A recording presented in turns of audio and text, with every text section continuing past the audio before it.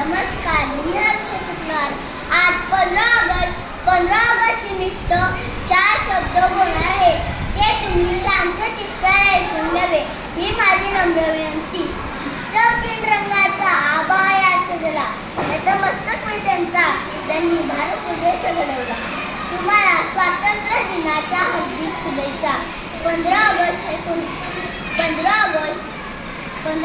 1947 रोजी आपला भारत देश स्वातंत्र्य झाला. 150 अधिक वर्षे गुलामीची चादर ओढून गुदमरलेल्या भारताला मोकळा श्वास मिळाला होता. केवळ दिल्लीच्या लाल किल्ल्यावरच तिरंगा ध्वज फडकला नव्हता, तर तो तिरंगा प्रत्येक भारतीयाच्या मनात फडकला होता.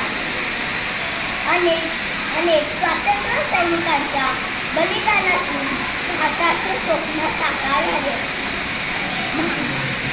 महापुरुषांनी इंग्रजांना आपल्या भारतातून पळवून लावले.